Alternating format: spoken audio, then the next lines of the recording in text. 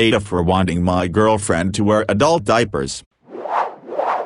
I'm a 26-year-old male. My girlfriend, 23, of 3 years has shown some changes in her bodily functions. At least once a week she wets the bed. It all started a few months ago. I used to wake up in the middle of the night, help her clean herself up, strip the bed and lay down towels to absorb what was left, but I don't anymore. It started happening more and more frequently. Well, this fine morning I wake 2 hours before I need to the warm wet embrace that is her wetting the bed in her sleep again. I scoot closer to the edge of the bed on my side and I wake her, let her know she just wet the bed again and roll over to go back to sleep. She notices and starts scooting over towards me. I told her no, she needs to stay on her side of the bed. She got upset that I wanted her to stay in her urine and got up, went to the restroom, came back about 10 minutes later and threw a towel over it all and got back in bed.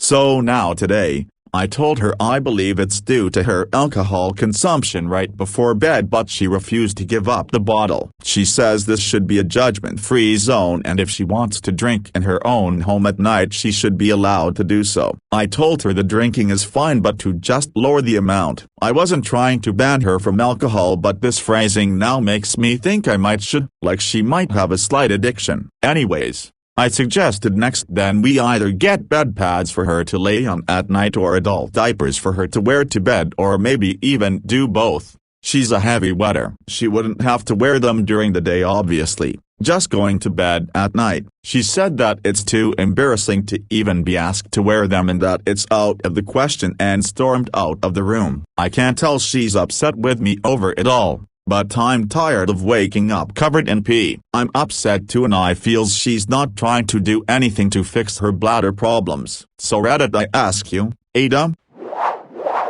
Edit 1 for those commenting on the smell. I deep clean furniture for a living ironically and thankfully. Getting urine out of a mattress is nothing new to me. Just tired of waking up in it and having to deep clean so frequently in my own home. I'm a little more than a clean freak but not quite a germaphobe. Edit 2 she does have other mental health issues, trying to keep some details to a minimum because she uses Reddit as well. Edit 3 there's been plenty of red flags and plenty of reasons for me to leave her. I don't for one simple reason ... Love is blind. It may sound cliche but I love her and want to help her work through her problems. It is a very long uphill battle getting her to want to help herself. She has experienced several traumas in her life. She sees a therapist but her visits died to only once monthly. Sometimes once every 2 months due to the pandemic. I want to talk to her about talking with her therapist about all this to see if she could shine some light on it for her, but I honestly don't know if she'd be too embarrassed to tell her that she wets the bed now on top of her other issues she has with her mental state.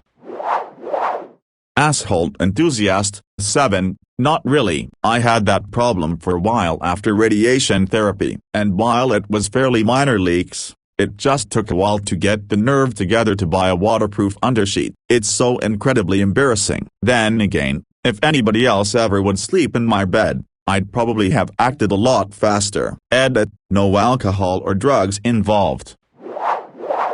But you had something fairly serious happening to you. What with the radiation fucking with your body and such, like, that's a cause and the effect, right there. Radiation taxing the body. Wetting the bed a bit. Still probably a good idea to talk to a doctor, but not as what the fuck is happening as suddenly wetting the bed with no cause or care. She's fucking healthy, from what we understand, and is still setting the bed. That's not normal for most people. If it started happening out of the blue, with no explanation, or even with an explanation, I would go see a doctor. Asshole enthusiast, 7, she should, but again, she might be too embarrassed. And yes, she is actively ignoring the issue, which does actually sound like either delusions or embarrassment. She'd need to tell somebody who right now does not know. That is embarrassing. Heck, I took my sweet time to place an Amazon order, and it's safe to assume that whoever packed those didn't sit down, memorize my name and meditate a while why I'd need them. Should she go to a doctor? Absolutely. Would I encourage her to go? Also, yes, but I also understand her problem with that, and before it happened to me, I'd have never understood it. Participant 1. I got one when I was heavily pregnant and thought my waters might break in bed. I hated the thought of my husband having to come home from the hospital and clean up after me when he was tired. He could just strip off the waterproof mattress protector and the sheet and put on a fresh sheet rather than worrying about cleaning/drying/airing the whole mattress. Now we keep it because it's just convenient and honestly no different to a regular mattress protector. It cost £12 from Amazon, so was cheap, is quilted rather than scratchy, rustly plastic and washes nicely. It never occurred to me to be embarrassed about buying it. If I was up I'd have two so I could change it quickly when needed and just not tell GF if she's going to be whiny or defensive. I had an ex-BF who wet the bed once after drinking a bit too much one night. Poor guy was absolutely mortified and super apologetic, but I played it off as a bit of a light-hearted joke for both of us and it did help him feel better about it. Of course he insisted on doing all the laundry and taking the duvet to the big machines at the laundrette. It's absolutely not normal for her to be ignoring this issue, not helping clean up the mess and playing it off as nothing. She needs to go to AA or rehab if she's gotten to this point. Your ex sounds better than my ex from college who got up in the middle of the night and started peeing all over my piano keyboard, the carpet, and some books I had just bought that I'd placed on the piano bench. I tried to clean up the excess at 3 a.m. He just crawled back into bed and kept sleeping, and the next day I basically tried cleaning it up myself, and with the help of a friend who was visiting. So that was slightly embarrassing, although she'd at least known us both for a long time. He almost thought I was making a big deal about it. It wasn't a cheap piano, and said you can just let the pages dry out and still use them. My new books. He dumped me a week later. BTW. College boyfriends, such fun. Agree. Plus I get adult diapers being stigmatizing, but let's get real. If you have a chaotic period that's a nightmare at night, they are the single greatest creation ever. If you have to take sleep medicine or had a baby or any type of pelvic floor dysfunction, a surprising number of men and women have that. It's a solid solution. But the fact she won't address it to her significant other, who lives with her, knows it happens over and over, and throws it back at him, seems less like being embarrassed and more like there's something serious happening. If she's got sleep problems, organ problems, or mental health issues, this needs a doc ASAP, and even if it is just the alcohol knocking her out, it's a must to be seen to review any damage. Yes, a doc may call you out for it, but some damage hits an irreversible point and avoiding that needs to happen. Welp, I have some left over from after my surgery. Nerves had to rework themselves, so I didn't notice if I needed to pee for a month or so, and I have terrible periods. I dread those nights. We have black sheets just because it can be so bad. Looks like gonna bust out the adult diapers and see if they help. Thank you, kind stranger. Throw a pad in them and you're good to go. I swear I'm gonna rebrand and make some and call them Danger Pants to afford my medical bills. It's the best idea ever. You won't ruin sheets and it's way less stressful when your cramps are so bad you can barely get up because you've got double absorption saving you. Also, periods equals risky sneezes and farts. Save your underwear. You know who could use this advice? Women who play wind instruments. When you mentioned risky sneezes, a light bulb went off. I played trumpet professionally, and ever since the 7th grade, I can remember absolutely dreading going to rehearsal when I had my period, because I could literally feel it gushing out of me every time I played high or loud and engaged all of my core muscles. I never, ever stop worrying that I'm going to shame myself when I stand up after a long rehearsal, and my playing suffers during my period because of it. Some part of me is always holding back, because I'm constantly anxious about it. Definitely going to invest in some Danger Pants. They now make ones that are period underwear. I bought 2 boxes of them for my upcoming postpartum recovery. They are black and seriously aren't that bad. I was surprised how discreet they look. I'm not taking any chances and I'm glad I found these. Oh my god. I played the clarinet in high school, and trust me, a screaming toddler in a high wind is a more musical noise than I ever managed. I am not gifted, and I knew my third grade music exam was going to be touch and go on whether I passed, which was embarrassing enough. But I had my period that day, and I generally have quite a light flow which my body overcompensates for by really bad period poops. I was about 14, living in the deeply conservative patriarchal country of Northern Ireland pre-internet, and the entire extent of my sex ed was a prim woman with a mouth like a cat's bum informing us that the curse was monthly but God's plan to allow us to have babies when married. My side are the evangelical Protestants who avoid mentioning the virgin birth to avoid mentioning the usual method of getting pregnant. They are so uptight and repressed about the human body. So the low point of hitting the highest note on my clarinet in the exam and having the only flooding period leak of my life while pooping myself and still failing to pass the exam while passing all the wrong fluids is still so toe-curling 30 years later that I have used either Depot or Myrna for 20 years and had no periods and still cannot hear Stranger on the Shore without clenching too hard too late. Oh my God, that is the most agonizing performance nightmare tale that I have ever heard. And my heart goes out to you. That is period drama on another level, and I respect that you survived it. My worst moment was performing Mahler 2 after arriving too late to make a trip to the toilet. I chose to warm up instead, and played beautifully up until the 3 billion high Cs at the end of piece, at which point I could literally feel my tampon just shooting out right along with the blood clots. I just couldn't do it. Sat out on half of the long high notes at the end. My principal trumpet player was mystified afterward, where the end of Mahler 2 used to bring me such a cathartic experience. Now I just have to urge to run to the bathroom the moment I hear the finale begin. No, at least I hated both periods and the clarinet and lost nothing but my dignity. But to lose a piece of emotionally important music is heartbreaking. Those things matter. Also, this is why I don't do insertables for periods. I had a similar "do you thing you are at Apong Market?" moment with a menstrual cup, and it was the sensation of it literally shooting out that did for me. Depot Provera within a week. Had to stick my hand down a public toilet to fish 20 pounds worth of silicone out so as not to ruin a worker's day. For someone who has avoided menstruation for most of adulthood, my experiences with my few periods have been overly memorable. Now tomorrow I have some admin to do, and in your honor I shall listen to Mahler 2, as I don't know if I need the emotion or good cringe, but I can swing both ways after linking it to this tale.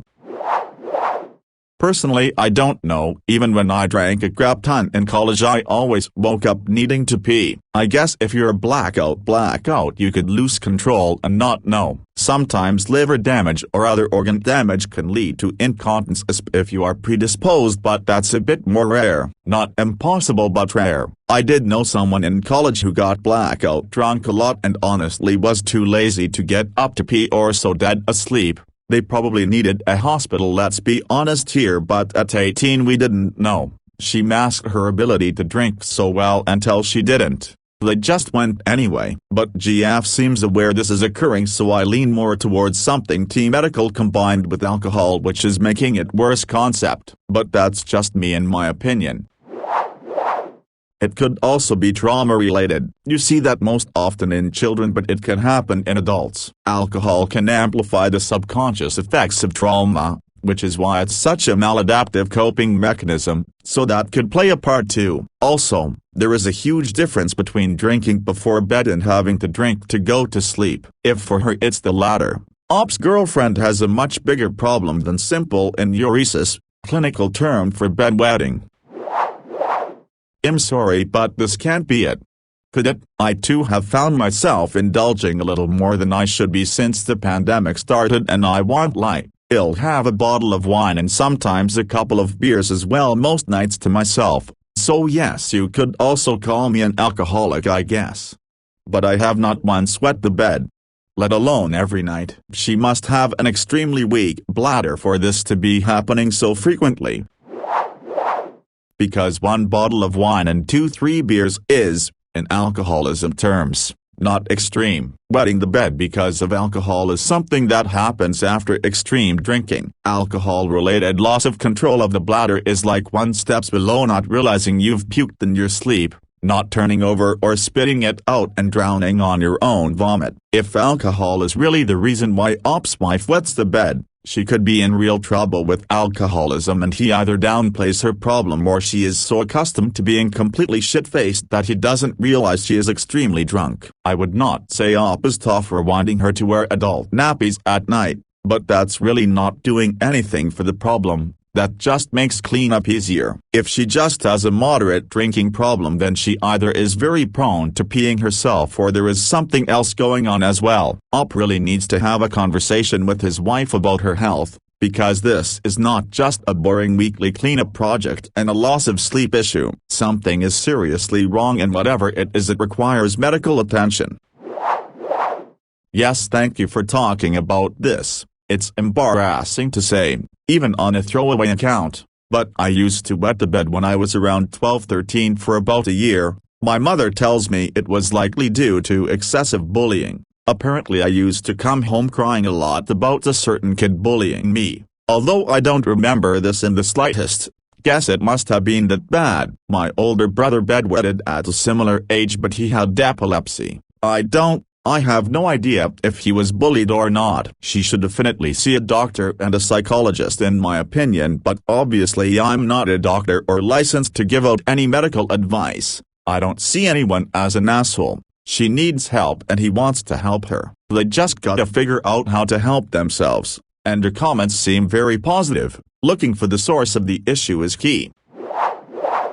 When something new, off, or weird starts happening to humans of any age, there is usually a reason. We don't just start a new and embarrassing habit like bedwetting, drooling, nodding off in conversation, or excessive uncontrollable farting without reason. There is always a reason when something new and embarrassing like this show up out of nowhere. The reasons may be multifaceted, strange, medical or psychological, but there is always a reason. People don't put themselves in awkward and embarrassing situations on purpose. When something like this starts happening to a loved one, it's our job to meet his new habit with gentle questions, compassion and help. If a child who has had dry nights for years starts bedwetting, like you and your brother did, it's important to look into why. Nappies and shaming wasn't going to help neither you with the bullying or your brother's epilepsy. I am glad you found the reasons for your bedwetting, and I hope you solve the underlying issues causing it. In addition, active problem solving with the bullying. I hope you got some therapy, because bullying so intense it causes bedwetting in a 12-year-old is a serious issue which can stay with you your entire life if you don't get adequate help. Because everyone is affected differently. I'm sure your consumption manifests itself in a different way, if at all. The point is correlation. She wasn't wetting the bed until she increased her alcohol consumption. Maybe they're unrelated. Maybe the wetting is caused by the same stress that caused the increased consumption. If it's caused by stress, removing the alcohol without removing the stress won't stop the bedwetting, but it does narrow down the possible causes, and it's easier to remove the alcohol from the equation than the stress. The fact that she refuses to lessen her alcohol intake in order to find a solution for the bedwetting is what indicates that she's addicted, using alcohol as a crutch. People that don't need something can quit is without much thought, especially when there's a problem that quitting can potentially solve. Quit alcohol and quit bedwetting. Problem solved. Quit alcohol and bedwetting continues. Call a doctor and or therapist. But don't just pretend nothing is wrong.